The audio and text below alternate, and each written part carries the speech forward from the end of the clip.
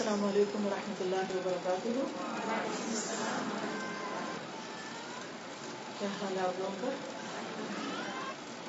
نحمده ونصلي على رسوله الكريم اما بعد فاعوذ باللہ من الشیطان الرجیم بسم اللہ الرحمن الرحیم رب اشرح لي صدری ويسر لي امری واحلل عقدۃ من لسانی یفقهوا قولی.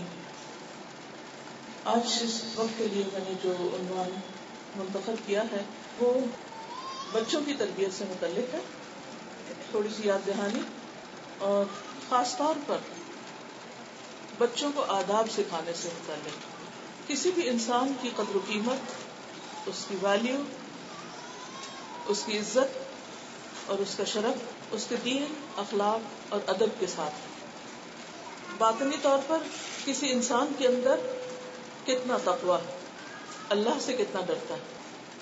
قرآن مجید میں اللہ تعالیٰ فرماتے ہیں ان اکرمکم عند اللہ اتقاکم، تم میں اللہ کے نزدیک سب سے زیادہ عزت والا، سب سے زیادہ معزز کون ہے؟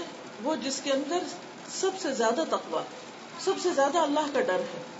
ہم میں سے ہر شخص یہ چاہتا ہے کہ اس کو عزت اور احترام ملے.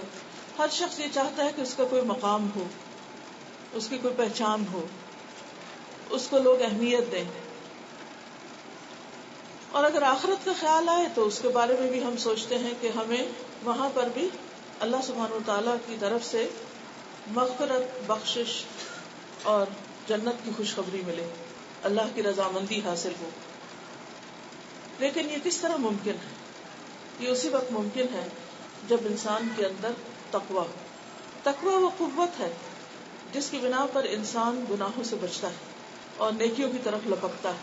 جب انسان کے اندر تقویٰ ہوتا ہے تو وہ صرف اندر نہیں رہتا، اس کی روشنی، اس کے اثرات اس کی بیرونی زندگی میں، اس کے خارج میں، یعنی اس کے مینرز، آداب، اخلاق اور کردار کے اندر وہ تمام چیزیں جھلکنے لگتی ہیں.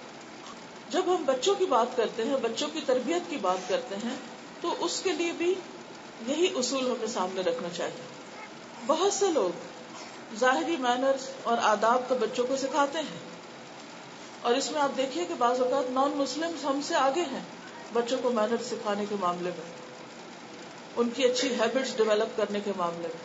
لیکن کمی کس چیز کی ہے کہ وہ سب کچھ صرف ظاہری طور پر ہے، اندر نہیں ہے کچھ. جبکہ ایک مومن صرف ظاہر میں اچھا نہیں ہوتا، اور صرف ظاہر میں اچھا ہونے کی کوئی قیمت بھی نہیں. اس کی ویلیو اسی وقت ہے جب وہ باطن اور ظاہر دونوں میں اچھا ہو، جب اندر بھی تقویٰ ہو، خدا کا خوف ہو، خشیت ہو، اور اس کے باہر بھی وہ آداب اور اخلاق سے خوبصورت بنا ہو، یعنی اس کی خوبصورتی اس کے آداب اور اخلاق کے ساتھ ہو. یہ آداب اور یہ اخلاق جب تک بچپن کی تربیت میں شامل نہ ہو، بچوں کی تربیت میں شامل نہ ہو، اور روز اول سے یہ سب کچھ نہ سکھایا جائے تو بڑے ہو کر آداب سکھانا اور اپنی عادتوں کو بدلنا بہت مشکل ہو جاتا ہے. اس لیے بہت ضروری ہے کہ ہم اپنے بچوں کو ابتدا سے ہی وہ آداب اور وہ اخلاق دیں جو قرآن و سنت سے ہم ماخوذ ہے اور جو مطلوب ہے. کیونکہ کسی بھی قوم اور کسی بھی امت کی قوت اس کے افراد کی قوت ہے. اس کے افراد کے اندر کیسا اخلاق اور کیسے قیم اور ویلیوز ہیں. اگر وہ نہیں تو پھر امت کیا ہے؟ ایک بھیڑ ہے. انسان اور جانور میں فرق یہی ہے کہ انسان آداب اور اخلاق رکھتا ہے جبکہ جانوروں کے اندر وہ چیز نہیں ہوتی. مثلا کھانے پینے کی بات ہے جہاں، تو جانور بھی کھاتے ہیں. کوئی زی روح کھائے پیے بغیر زندہ نہیں رہ سکتا. لیکن فرق کس چیز کا ہے؟ جانوروں کے کھانے اور انسان کے کھانے میں کیا فرق ہے؟ جانور بھی سوتے ہیں، ان کے سونے اور ہمارے سونے میں فرق کس چیز کا ہے؟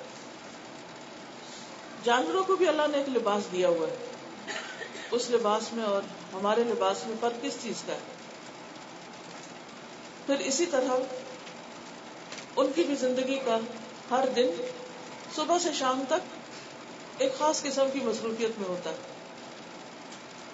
جس کا مقصد صرف پیٹ بھرنا یا چرنا یا ادھر ادھر گھومنا پھرنا یا رزق کی تلاش ہوتی ہے، جبکہ انسان کے مقاصد زندگی صرف رزق کی تلاش نہیں ہے، صرف کھانا پینا نہیں ہے، بلکہ اس سے بڑھ کر اس سے آگے بھی بہت کچھ ہے۔ تو وہ کیا ہے؟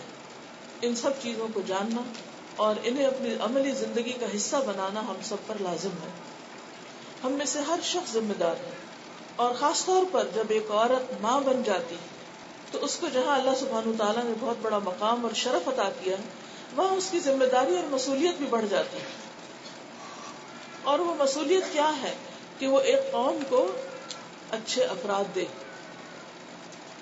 ماں کسی بھی بچے کے لیے سب سے پہلا مدرسہ ہوتی ہے، پہلا اسکول۔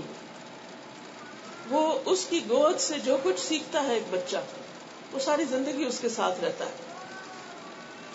اس لیے اگر ہم بچوں کی اچھی تربیت کرنا چاہتے ہیں تو ضروری ہے کہ ہم خود ان کے لیے اچھے رول ماڈل بنیں۔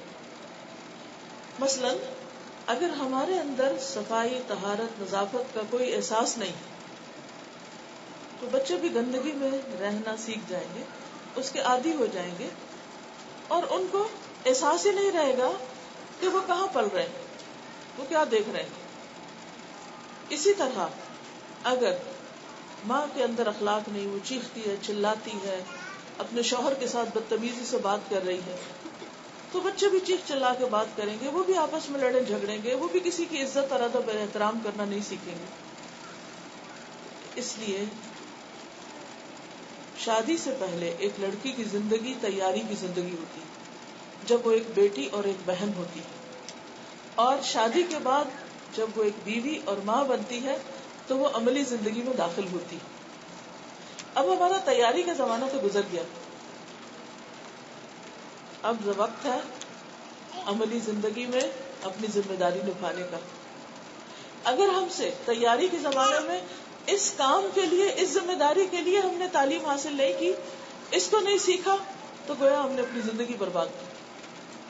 اور آج کل ہو کیا رہا ہے کہ لڑکیاں بڑی بڑی ڈگریاں کر لیتی ہیں، بہت کچھ سیکھ لیتی ہیں، لیکن ان کو یہ نہیں پتا کہ بحیثیت ماں انہیں کیا کرنا ہے، یا بحیثیت بیوی ان کی ذمہ داری کیا ہے۔ ان کو اپنے آفس میں سب کو خوش رکھنا آتا ہے، اپنے شوہر کو خوش کرنے کا طریقہ معلوم نہیں ہوتا۔ وہ اگر اسکول میں ٹیچنگ کرتی ہے تو وہ دوسروں کو بچوں کو پڑھا سکتی، لیکن اپنے بچوں کو پڑھانا نہیں آتا، اپنے بچوں کی تعلیم و تربیت نہیں آتی، کیونکہ اس کی انہوں نے ٹریننگ حاصل کی ہے، پروفیشنل اخلاق کی ٹریننگ حاصل کی ہے کہ کسٹمر کے ساتھ کیسے اسمائل کرنا ہے، لیکن گھر کے اندر وہی اخلاق آ کے ختم ہو جاتا ہے کہ گھر والوں کے لیے کس طرح اسمائل کرنا ہے اور کس طرح ادب اور اخلاق سے پیش آنا ہے۔ اس لیے بہت ضروری ہے کہ ہم مسلمان مائیں اس پر باقاعدہ تعلیم حاصل کریں، اس چیز کو سیکھیں۔ مدرہڈ جو یا پیرنٹنگ جو ہے، یہ پورا ایک علم ہے، ایک سکل ہے، اس کو سیکھنا ضروری ہے۔ اگر اب تک آپ نے نہیں سیکھا تو اس کو سیکھنے کی کوشش کریں، ایسی جگہ معلوم کریں کہ جہاں آپ کو باقاعدہ اس کی تعلیم مل سکے، آپ کو تربیت مل سکے، یا جو بھی کامیاب مائیں ہیں ماضی کی یا حال کی، ان کی صحبت اختیار کریں، ان کے بارے میں پڑھیں، جانیں، سیکھیں، تاکہ آپ اپنے بچوں کو واقعی مفید انسان بنا کر اٹھائیں، جو دنیا میں بھی آپ کے لیے عزت کا باعث ہو اور مرنے کے بعد بھی آپ کے لیے بہترین صدقہ جاریہ ہو۔ لیکن کوئی بھی چیز صرف آئی وش، I hope, I love, I think اس سے نہیں ہوتی۔ وشز کے ساتھ انسان کو کیا کرنا ہوتا ہے؟ محنت کرنی ہوتی ہے، کوشش کرنی ہوتی ہے، اور کوئی بھی کام کرنے سے پہلے اس کو سیکھنا ہوتا ہے۔ یہ ایک بنیادی اصول ہے، سیکھے بغیر خود سے کچھ نہیں آتا، جاننا پہلا قدم۔ تو میں آپ سب سے یہ گزارش کروں گی کہ اچھی ماں، مثالی ماں کی کیا خوبیاں ہوتی ہیں، ماضی میں اچھی مائیں کیسی تھی، اب ہم اچھی مائیں کیسے بن سکتے ہیں، اس کے بارے میں جانیں۔ تربیت کے لیے اچھا رول ماڈل مہیا کریں۔ باپ کا جہاں تک کردار ہے تو اس کے لیے بھی لازم ہے، ظاہر ہے حدیث میں آتا ہے کہ ایک باپ اپنے بچوں کو اچھے ادب سے زیادہ کوئی چیز نہیں دے سکتا، یعنی سب سے بہترین تحفہ جو باپ دے سکتا ہے بچے کو وہ ادب حسن ہے، عمدہ ادب، مینرز، اخلاق۔ اور اس کے علاوہ جب وہ کمائی کرے تو حلال کی کرے تاکہ بچوں کو لقمہ حلال کھلائے۔ جب بچے لقمہ حلال کھائیں گے تو انشاءاللہ اچھے انسان بھی بنیں گے۔ ایک شخص نے حضرت عمر کے پاس آ کے شکایت کی کہ میرا بچہ جو ہے وہ بات نہیں مانتا، بدتمیز ہے، آپ اس کو کوئی نصیحت کریں، اس کو سمجھائیں۔ تو حضرت عمر نے بلایا اور کہا کہ تم کیسے بیٹے ہو، اپنے باپ کی عزت نہیں کرتے اور باپ کی بات نہیں مانتے۔ تو اس پر ناراض ہونے لگے، اس کو سمجھانے لگے۔ تو بچے نے کہا کہ کیا بچے کے بھی باپ پر کچھ حق ہے؟ تو حضرت عمر نے کہا بالکل ہے۔ کہا کہ کیا میں جان سکتا ہوں کہ وہ کیا حقوق ہیں؟ تو حضرت عمر نے کہا کہ بچے کا حق باپ پر یہ ہے کہ وہ اس کے لیے اچھی ماں کا انتخاب کرے، اس کا اچھا نام رکھے اور اس کو قرآن کی تعلیم دے۔ تو بچہ بولا کہ میرے باپ نے مجھے ایک بھی حق نہیں دیا، میرے باپ نے ایک سیاہ باندھی سے جو مجوسی تھی اس سے شادی کی، مجوسی غلام عورت سے شادی کی، میرا نام جعل رکھا جس کا معنی ہے سیاہ فام بد شکل، اور مجھے قرآن کی کوئی تعلیم نہیں دی۔ تو بجائے اس کے کہ حضرت عمر بچے کو ناراض ہوتے، باپ سے ناراض ہوتے کہ جب تم نے اس کے لیے اچھی گود کا ہی اہتمام نہیں کیا، اچھی ماں کا انتخاب نہیں کیا، تم نے نام اچھا نہیں رکھا، اس کو تعلیم و تربیت ہی نہیں دی، تو اب اس بچے سے تم کیا توقع رکھتے ہو، کیا ایکسپیکٹ کرتے ہو؟ تو اس لیے باپ کا فرض کیا ہے کہ وہ اپنی نسلوں کی حفاظت کے لیے اچھا ماحول فراہم کرے، اپنی اولاد کو اچھا نام رکھے اور اچھی تعلیم دے، اور جہاں تک رزق کا تعلق ہے تو رزق حلال کا بندوبست کرے۔ جہاں تک آداب سکھانے کا تعلق ہے، کیونکہ یہ مضمون بہت وسیع ہے، میں چند چیزوں کی آپ کو صرف ہنٹس دوں گی آج کے لیے بطور یاد دہانی، چند ٹپس جن کو کی پوائنٹس کے طور پر اپنے بچوں کے اندر آپ نے ان کو دیکھنا ہے کہ وہ آ رہے ہیں یا نہیں آ رہے۔ تو ہمیں اپنے بچوں کے اندر دیکھنا ہے کہ وہ ادب اور اخلاق ان کے اندر پیدا ہو رہا ہے یا نہیں پیدا ہو رہا۔ پیدا ہونے کے بعد بچہ فوراً کیا کرتا ہے؟ رونے لگتا ہے۔ اس کے رونے کا علاج کیا کرتے ہیں؟ کیا کرتے ہیں علاج؟ دودھ دیتے ہیں، سینے سے لگاتے ہیں، دودھ ابھی نہیں آیا ہوتا لیکن سینے سے لگاتے ہیں، یعنی پہلی ضرورت کھانا پینا ہوتا ہے۔ اسی وقت سے کھانے کے آداب شروع ہو جاتے ہیں، اور اس ادب میں پہلا ادب کیا ہے کہ ماں اپنے سینے سے لگا کر پہلی مرتبہ جو فیڈ کرے گی اس کو، تو کس سے کرے گی؟ بسم اللہ سے، اللہ کے نام سے۔ کیوں؟ اگر انسان کھانے سے پہلے بسم اللہ نہیں پڑھتا تو کیا ہوتا ہے؟ شیطان شریک ہو جاتا ہے۔ لیکن کتنی مائیں اس اصول کو یاد رکھتی ہیں کہ خود کھاتے ہوئے بھی اور بچے کو کھلاتے ہوئے بھی، حتیٰ کہ اس کی زندگی کے پہلے دن پہلی خوراک جو اس کے منہ میں جائے، چاہے وہ گھٹی جائے، شہد جائے، کھجور جائے یا ماں کے سینے سے کچھ اترے، پہلی چیز کیا ہے؟ بسم اللہ۔ کیونکہ نبی صلی اللہ علیہ وسلم نے ام سلمہ کے بیٹے کو کہا تھا کہ یا غلام سم اللہ تعالی وکل بیمینک وکل مما یلیک، اے بیٹے بسم اللہ پڑھ کر کھاؤ، سامنے سے کھاؤ، دائیں ہاتھ سے کھاؤ۔ کیا آپ کو یاد رہے گا کہ اپنے بچوں میں جا کے آپ نے آج یہ ٹیسٹ کرنا ہے، کیا بسم اللہ سے کھا رہے ہیں، سامنے سے کھا رہے ہیں، دائیں ہاتھ سے کھا رہے ہیں؟ اگر نہیں تو آپ نے نبی صلی اللہ علیہ وسلم کی اس حدیث کو مس کر دیا، اپنے بچوں کو تعلیم نہیں دی۔ کیونکہ ہم اس میں فخر محسوس کرتے ہیں کہ ہمارے بچے کو چھری کانٹے سے کھانا ضرور آئے، ورنہ وہ بہت آکورڈ فیل کرے گا جب باہر پڑھنے کے لیے کہیں جائے گا۔ ان کا ڈر ضرور ہے کہ ہمارا بچہ سوسائٹی میں بیٹھ سکتا ہے یا نہیں، لوگوں کے سامنے کیسے اسے کھانا آتا ہے یا نہیں، لیکن نہیں دیکھتے کہ اللہ رسول صلی اللہ علیہ وسلم کی جو تعلیمات ہیں اس پر اس کو کتنا عبور ہے یا وہ اس کے عمل میں ہے یا نہیں۔ پھر اسی طرح پانی پینے کے لیے کیا کرنا ہوگا؟ کیسے پکڑنا ہوگا؟ کس ہاتھ سے؟ سیدھے ہاتھ سے پکڑنا ہوگا. پینے سے پہلے کیا کرنا ہوگا؟ بسم اللہ. کتنی دفعہ پینا ہوگا؟ 3 سانس. اور سانس اندر نہیں لینا، سانس باہر لینا. بیٹھ کر پینا، اللہ یہ کہ کبھی مجبوری ہوتی ہے تو انسان کو ایکسپشنل صورت میں کھڑے ہونے کی بھی اجازت ہے. من سے نوائے. ہمیں چیک کرنا کیا ہمارے بچے ہی کرتے. بہت سی مائیں بچوں کو روٹی کا ٹکڑا پکڑا دی، سارے گھر میں گھومتے پھرتے ہیں، بسکٹ گراتے پھرتے ہیں، کھاتے پھرتے ہیں، ادھر گھوم رہے ادھر گھوم رہے ادھر.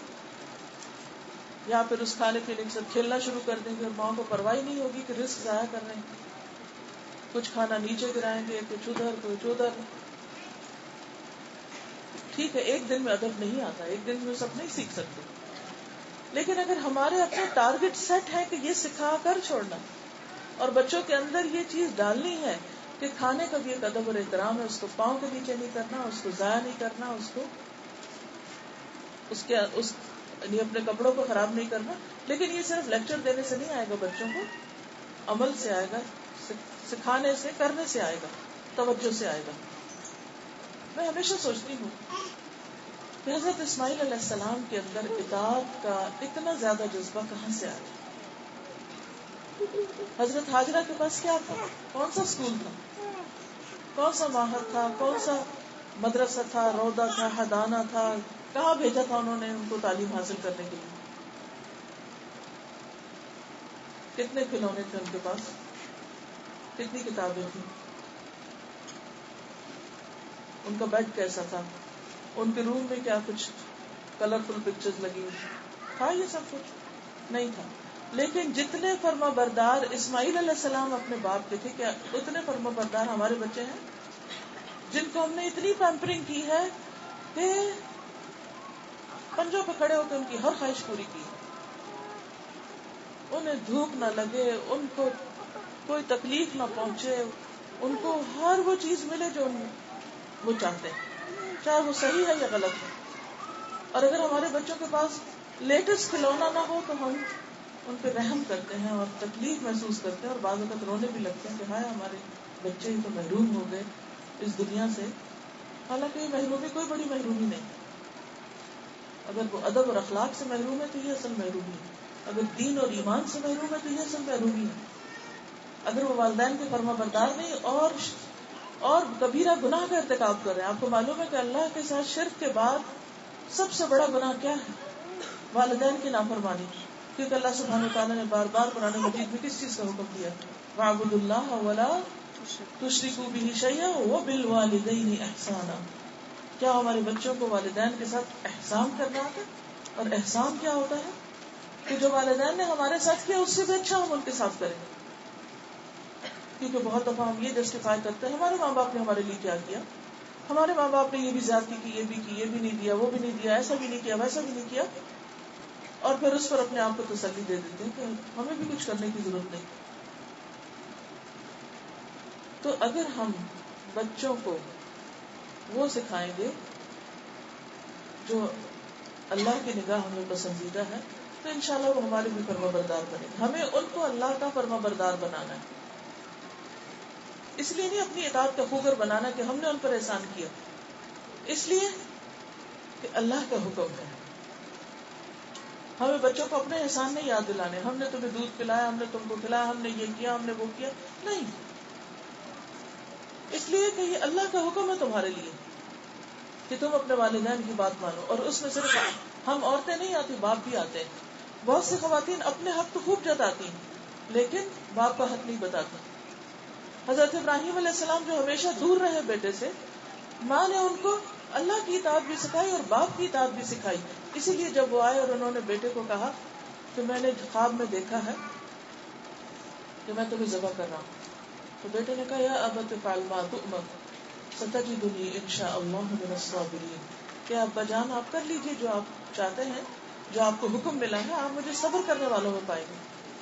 ٹین ایجر ہیں، صبر کرنا آتا ہے. ستجدنی ان شاء اللہ من الصابرین. کیا ہمارے ٹین ایجرز میں صبر ہے؟ کیا ان کے اخلاق اور آداب میں صبر ہے؟ نہیں. ہیں کہاں کمی ہوئی, کہاں ہماری کوتاہی ہے. ہماری کوتاہی ہے لیکن ہم بلیم کرتے ہیں ماحول کو. ماحول اچھا نہیں ہے, اسکول اچھے نہیں ہے, لوگ اچھے نہیں ہیں, کمپنی اچھی نہیں ہے, فوڈ اچھی نہیں ہے, ایسا ہے سب کچھ اپنی جگہ, لیکن ہماری بھی تو کوئی ذمہ داری بنتی. وہ ذمہ داری کیا ہے اور ہمیں اس کو کس طرح نبھانا ہے, یہ ضروری ہے دیکھنا. پھر اس کے بعد یہ ہے کہ کھانے کی آداب میں ہر قسم کے کھانے کی عادت ہونی چاہیے. صرف فاسٹ فوڈ نہیں, صرف زبان کا ٹیسٹ نہیں. ہیلدی ایٹنگ ہیبٹس بہت ضروری ہیں اچھی صحت اور اچھے کام کے لیے, کیونکہ انسان جب تک اس کی کھانے پینے کی عادات ٹھیک نہ ہو, اس کی سلیپ پیٹرن ٹھیک نہیں ہو سکتا, سلیپ پیٹرن ٹھیک نہ ہو, اس کی اسٹڈیز ٹھیک نہیں ہو سکتی, اس کے باقی کام ٹھیک نہیں ہو سکتے. آغاز ہوتا ہے کھانے پینے سے. اگر بچہ بھوکا ہے تو وہ روئے گا. اگر بچہ بھوکا ہے تو اس کا دماغ بھی کام نہیں کرے گا, وہ اسکول جائے گا تو وہاں بھی کچھ کرنے کے نہیں آئے گا. لیکن رزق حلال اور ہیلدی فوڈ اور وقت پر کھانا. پھر اسی طرح یہ کہ کھانا نکالنا, منہ میں ڈالنا, لقمہ چبانا اور اس میں چپ چپ کی آواز نہ آنا, اور وہ سارے مینرز جو ہر طرح کی کتابوں میں ملتے ہیں وہ آپ خود پڑھ لیجیے ڈیٹیل کے ساتھ کہ کیا کیا ہونا چاہیے کیا نہیں, اور ان کو سکھانے کی کوشش کیجیے. کھانے پینے کے بعد دوسری چیز جس کی انسان کو ضرورت ہوتی ہے وہ ہے لباس. لباس میں کیا آداب ہے لباس کے. ایک کتاب ہے اردو میں آداب زندگی, اس میں لباس کے آداب بھی ہیں, اور بھی ہیں منہاج المسلم, اس کے اندر بھی بہت سے آداب لکھے ہیں, اور کتابیں بھی ہوں گی. تو بیسک کون سے آداب ہیں لباس کے جو ضروری ہیں. مثلا یہ کہ دائیں جانب سے پہنا جائے, پہلے دایاں بازو پھر بایاں بازو. پھر اس کے بعد یہ کہ لباس ایسا ہو کہ جو حیا کے تقاضے پورے کرتا ہو, لڑکوں کے لیے بھی لڑکیوں کے لیے بھی. بعضوں کو اتنا افسوس ہوتا ہے کہ مارکیٹ بھری پڑی ہیں ایسے کپڑوں سے کہ جن میں حیا نہیں ہے, اور بیسک جو سطر ڈھانپنے کی چیز ہے وہ بھی نہیں ڈھانپنے کا معلوم بچوں کو. بڑوں کو نہیں تو بچوں کو کہاں سے معلوم ہوگا. پھر اسی طرح یہ ہے کہ ایسے لباس نہ ہو جن پہ بہت زیادہ تصویریں بنی ہوئی ہوں, کیونکہ ہم بچپن سے ان کو کارٹونوں والے لباس پہنانا شروع کر دیتے ہیں, جس کے نتیجے میں ان کا دماغ بھی مست ہو کے رہ جاتا ہے, کیونکہ ہر وقت وہ وہی دیکھ رہے ہیں, ٹیلی ویژن کی اسکرین پہ وہی دیکھ رہے ہیں, تصویروں میں وہی دیکھ رہے ہیں, کھانے پینے کی چیزوں کے اوپر بھی وہی چیزیں بنی ہوئی ہیں, کپڑوں پہ بھی وہی بنے ہوئے ہیں. ایک کارٹونوں کی دنیا میں رہ رہے ہیں, غیر حقیقی دنیا میں. اس کے بھی اثرات بچوں کے ذہن پر ہوتے ہیں کہ وہ سیریس نہیں ہوتے زندگی میں, سنجیدگی اختیار نہیں کرتے, اور مہذب طریقے سے کام کرنا نہیں آتا. پھر اسی طرح یہ کہ لڑکوں کو لڑکیوں جیسا لباس نہ پہنا ہے, لڑکیوں کو لڑکوں جیسا لباس نہ پہنا ہے, لڑکیوں کو لڑکی اور لڑکے کو لڑکا ہی رہنے دے. پھر اسی طرح انسان کی ضروریات میں سے نیند ہے, تو سونے جاگنے کے آداب ان کو سکھائیں کہ کیسے سونا ہے. دائیں ہاتھ کو دائیں گال کے نیچے رکھ کے بسم اللہ پڑھ کے دعا پڑھ کے, اور پھر رات کو سونے سے پہلے اگر ہو سکے تو وضو کرنے کی عادت بچپن سے ہی ڈال دی جائے, کیونکہ اتنی خوبصورت چیز ہے کہ جو شخص وضو کے ساتھ رات کو سوتا ہے رات بھر فرشتے اس کے لیے بخشش کی دعا کرتے ہیں.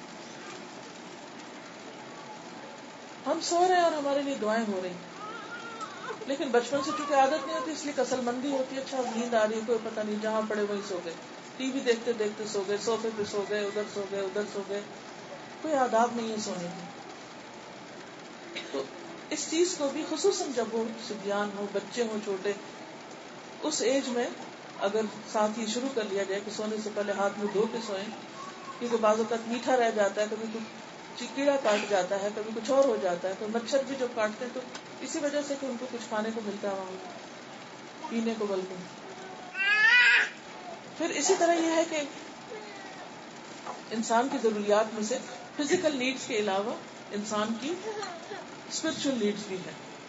تو بچوں کی فزیکل نیڈز یعنی کھانا پینا, لباس, نیند, اور اس کے علاوہ کھیل کود, فزیکل ایکسرسائز وغیرہ, فریش ایئر, دھوپ. اب آپ دیکھیں کہ ہمارے گھر اس اسٹائل کے ہیں کہ جہاں پر ونڈوز اتنی چھوٹی ہیں کہ ڈے لائٹ ہی نہیں اندر آتی. اب ریسنٹلی میں ایک آرٹیکل پڑھ رہی تھی کہ سرکیڈین ردم جو ہے وہ آنکھ وہ ڈسٹرب ہو رہا ہے کیونکہ روشنی اندر نہیں جا رہی, نیچرل سن لائٹ نہیں جاتی. ہماری آنکھیں جو ہیں یہ ہمارے انر سائڈ کی ونڈو ہے. جب ونڈو ہی بند ہے, ونڈو کو صرف آرٹیفیشل روشنی جا رہی ہے, تو ان آنکھوں کے تھرو روشنی ہمارے انر باڈی تک پہنچتی ہے. یعنی آپ یوں سمجھیں یہ بلب ہیں جو چارج ہوتے ہیں سورج کی روشنی سے، دن کی روشنی سے، اور پھر وہ روشنی اندر جاتی ہے، دماغ کو جاتی ہے. اور جب ہم اندھیرے میں سارا وقت رہتے ہیں تو کیا ہوتا ہے، وہ اندر روشن ہی نہیں ہوتا اور کئی بیماریاں اس سے لاحق ہو جاتی ہیں. وٹامن ڈی کی کمی ہو جاتی ہے اور کیلشیم کم ہو جاتا ہے، اور وٹامن ڈی اور وہ کیلشیم مل کے ہڈیوں کو مضبوط کرتے ہیں.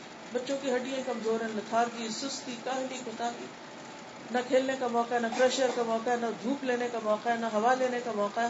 تو ہم نے ان کی فزیکل نیڈز نہیں پوری کی، پھر ہم ان سے کیا توقع رکھتے ہیں کہ وہ اچھے بچے بنے. پھر اسی طرح یہ ہے کہ اسپرچل نیڈز میں بچپن سے ہی بچوں کو ذکر کا عادی بنائیں.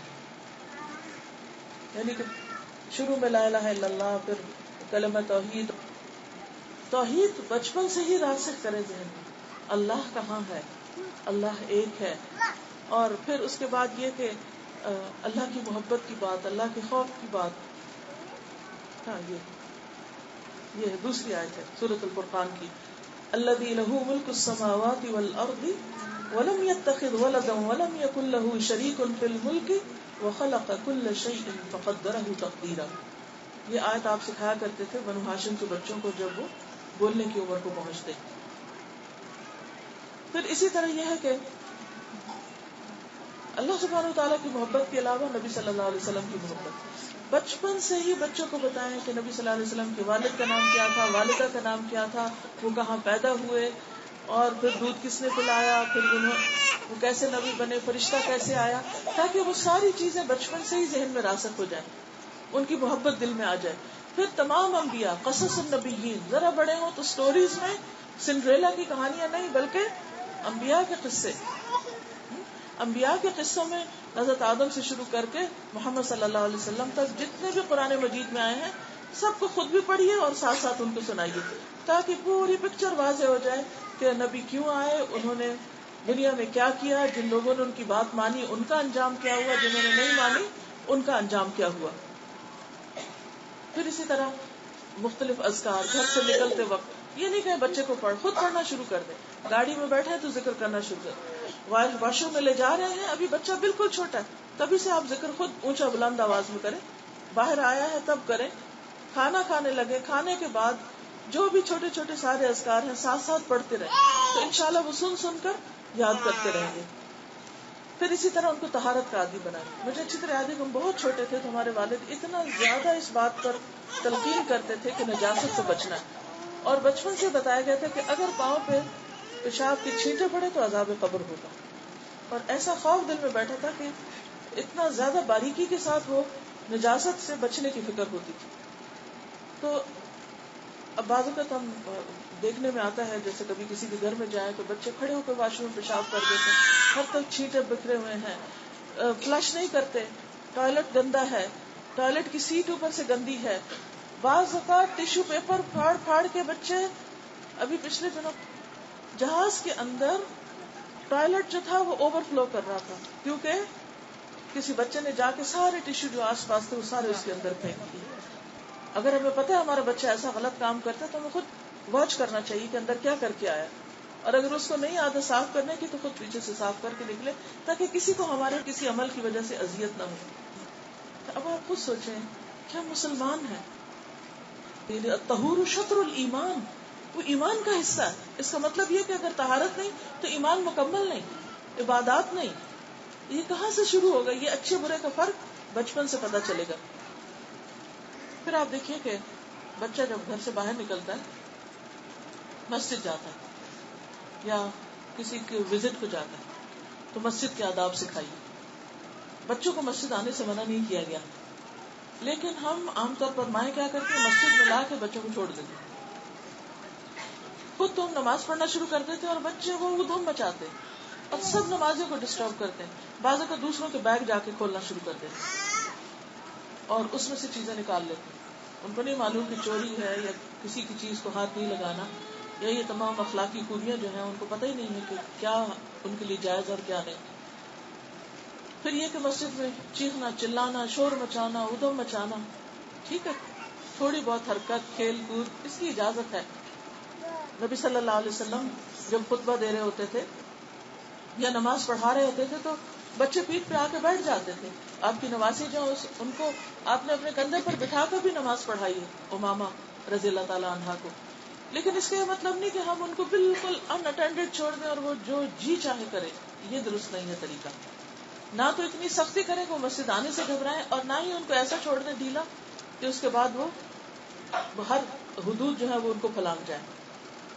اسی طرح دین کے حلقے, اچھی صحبت, اچھی مجلس.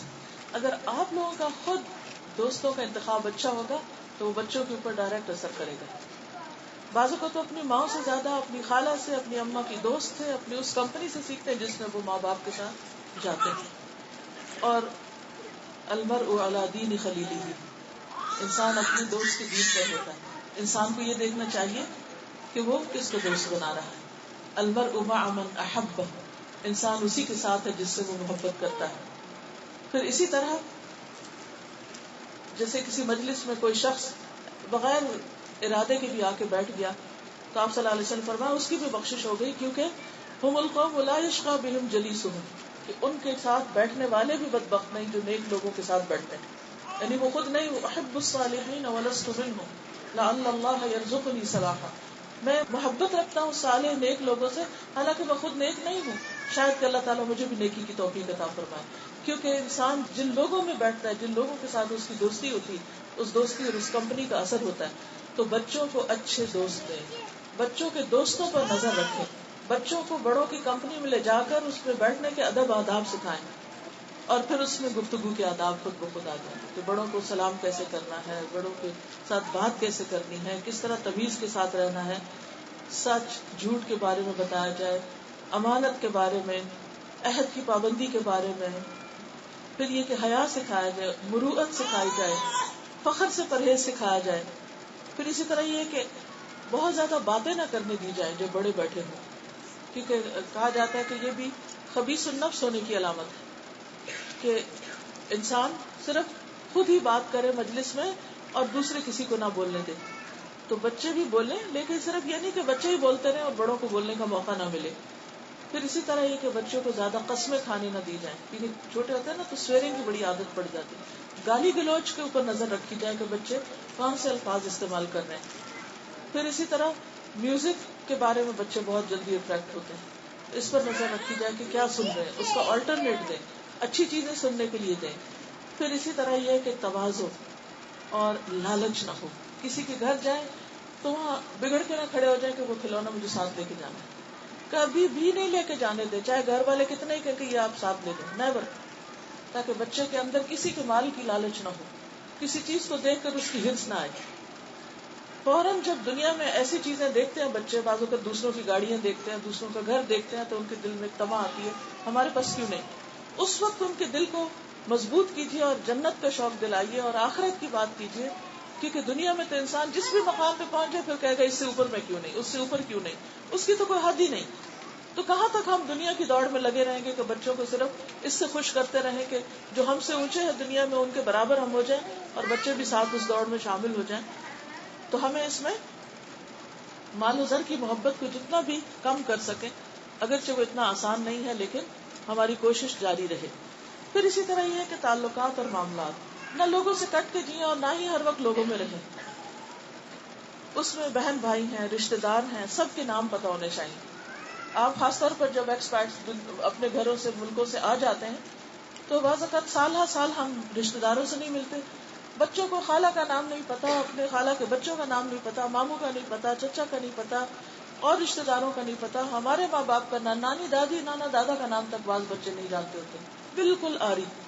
ہم جب قرآن مجید پڑھاتے ہیں تو شروع میں جب آتا نا صلہ رحمی کے بارے میں, تو ہم اسائنمنٹ دیتے ہیں کہ بچوں کے ساتھ بیٹھ کے سب رشتے داروں کے نام ٹری بنائیں, فیملی ٹری, اور سب کے نام ان کو سکھائیں.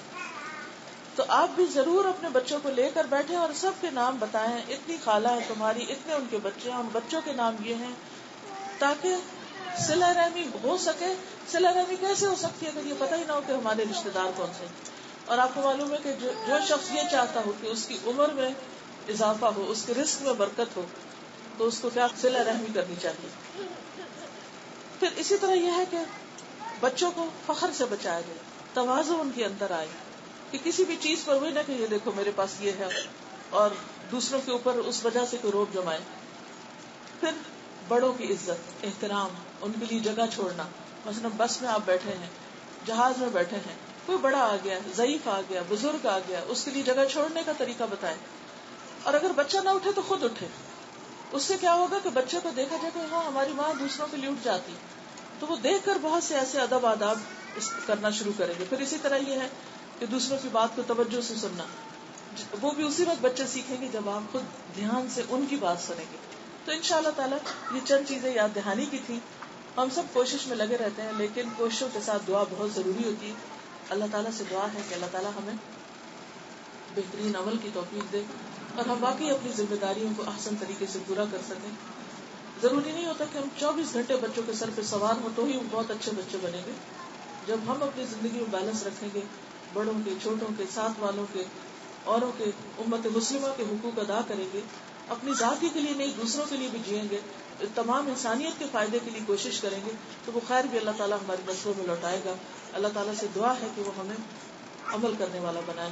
وآخر دعوانا ان الحمد للہ رب العالمین. یہ شہادت کی انگلی میں انگوٹھی کی بات کی گئی ہے. میں نے تو ایسا کچھ نہیں پڑھا کہ ایسا کچھ منع ہے، کچھ بھی نہیں. آپ نے بچوں کی تربیت پر بیان کی. یہاں پر کچھ لڑکیاں بھی آئی ہیں جو انگلش اسکولوں میں پڑھ کر اپنے خیالات بالکل الگ کر لیں. ان کا کیا قصور ہے؟ ہم نے ان کو جہاں بھیجا انہوں نے وہی سیکھ لیا.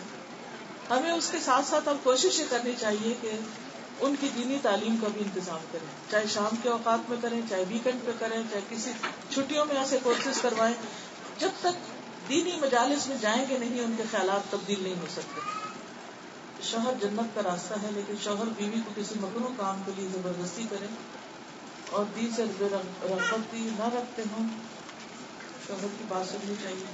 دیکھیے ایک اصول ہے کہ لا طاعت لمخلوق فی معصیۃ الخالق.